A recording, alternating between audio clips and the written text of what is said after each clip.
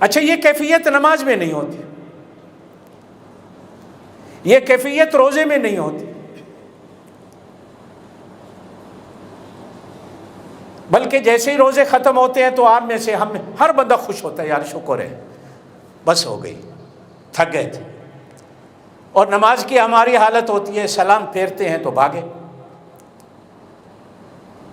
جمعے میں آتے ہیں تو گھڑی پہ گھڑی دیکھتے ہیں کس وقت ٹائم ختم ہوگا، مسجد سے نکلے۔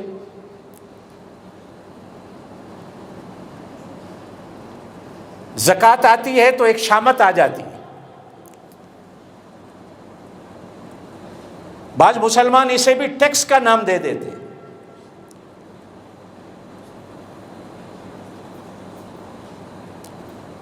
حالانکہ یہ زکوٰۃ ٹیکس نہیں ہوتی، بلکہ اللہ پاک تمہارے مال کو اس سے پاک کرتا ہے۔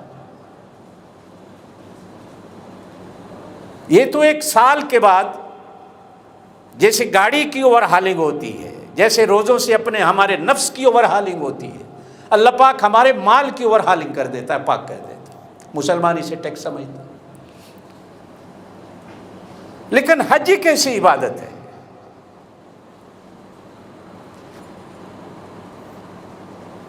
کہ جس نے دیکھا ہے وہ بھی سیکھ رہا ہے، اور جس نے نہیں دیکھا اللہ کا گھر وہ بھی سیکھتا ہے۔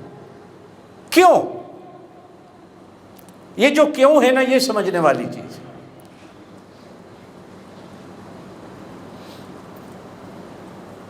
کہ اصل میں کہیں نہ کہیں دل کے اندر یہ چیز ہوتی ہے، مقصد نام زبان پر ہوتا ہے کہ وہ گھر دیکھنا ہے جدھر میں منہ کر کے نماز پڑھتا ہوں، لیکن کہیں نہ کہیں دل میں دھڑکن میں ایک تار ایسی ہوتی ہے جو کھڑکتی ہے کہ نہیں، میں اس گھر والے کو دیکھنا۔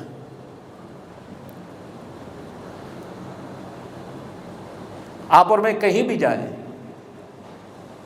مقصد کوئی گھر دکھتا ہے تو دل کرتا ہے کہ گھر والے کو دیکھوں کہ یہ گھر بنانے والا کیسا ہے۔ اور وہ خوبصورت اتنا ہے، وہ خوبصورت اتنا ہے کہ جب اس کی خوبصورتی پر نظر پڑتی ہے تو دل کہتا ہے کہ اس گھر والا کتنا خوبصورت ہوگا، کاش کہ مجھے کہیں اس کی جھلک نظر آ جائے۔ حضرت باجزید بستامی رحمۃ اللہ فرماتے ہیں، میں حج پہ گیا تو حج کے بعد اپنے دل کی کیفیت کو بیان کیا کہ مزہ نہیں آیا۔ کسی نے پوچھا حضرت مزہ کیوں نہیں ہے؟ کہا میں تو دیکھنے اس کو گیا تھا جس کا گھر ہے، لیکن وہ کالا کوٹھا ہی نظر آیا۔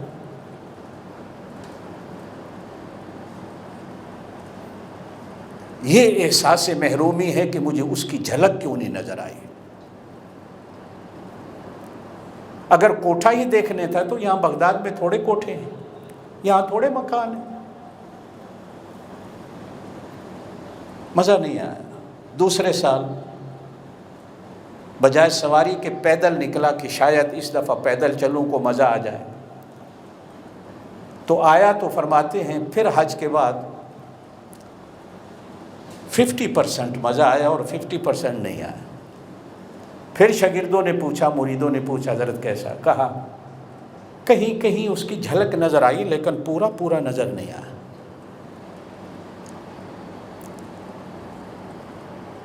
اگر چلمن سے پردہ ہٹ جاتا، اگر وہ کھڑکی سے پورا پردہ ہٹ جاتا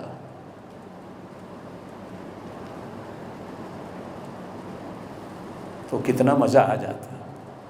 بلکہ اب تو اور زیادہ میں سوچ رہا ہوں کہ کہیں مشرک تو میں نہیں ہو گیا کہ کبھی اس کو دیکھ رہا ہوں، کبھی کالی پتھروں کو دیکھ رہا ہوں، اور وہ تو ایک ہی ہے، ہر جگہ دکھے تو وہی دکھے، نہ دکھے تو وہی نہ دکھے۔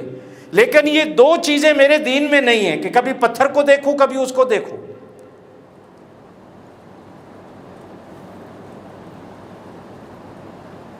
کبھی اس کو دیکھوں کبھی تجھے دیکھوں، تو محبت میں مزہ کیا ہے؟ مزہ تو یہ ہے کہ صرف اپنے محبوب کو دیکھوں جس کو دیکھنے کی نیت اور ارادہ کر کے چلا۔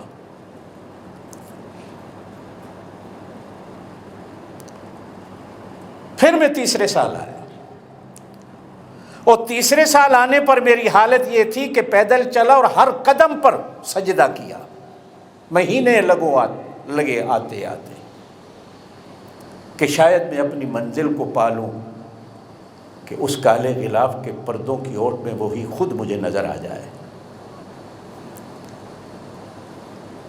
تو کہتے ہیں پھر تیسرے سال مزہ ہی مزہ آ گیا کہ پھر جہاں نظر اٹھائی وہی نظر آیا، پھر جہاں دیکھا وہی نظر آیا، پھر پردے نہ رہے، پھر حقیقت میرے سامنے آئی۔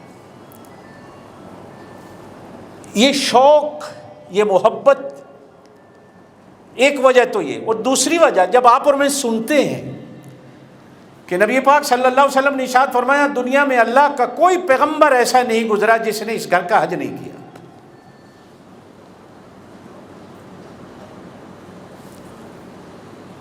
کوئی شے تو ہے، بلکہ نبی پاک صلی اللہ علیہ وسلم نے خود ارشاد فرمایا کہ میں اپنے کانوں سے بعض نبیوں کے نام بتائے کہ وہ جا رہے تھے لبیک لبیک کہہ رہے تھے، میں اپنے کانوں سے ان کی لبیک سن رہا تھا۔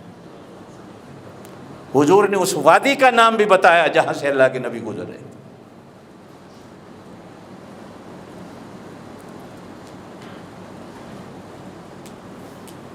اور پھر تیسری چیز قرآن کہتا ہے ان اول بیت وضع للناس للذی ببکۃ مبارکا وہدی للعالمین فیہ آیات بینات مقام ابراہیم ومن دخلہ کان آمنا۔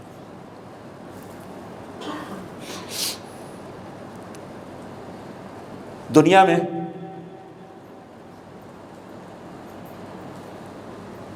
زمین پر پہلا یہ گھر ہے، پہلا گھر۔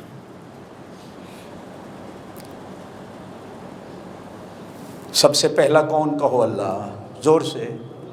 سب سے پہلا کون؟ زور سے، آہستہ نہیں۔ هو الاول، وہ ایسا پہلا کہ جس سے پہلے کچھ نہیں تھا۔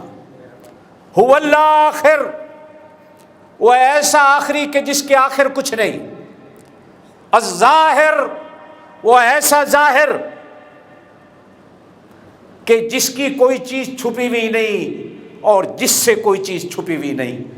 الباطن، وہ ایسا چھپا ہوا کہ جو آج تک کسی کو نظر نہیں آیا اور نظر آنے والوں کو نظر بھی آیا۔ هو الاول، وہ پہلا جس سے پہلے کچھ نہیں۔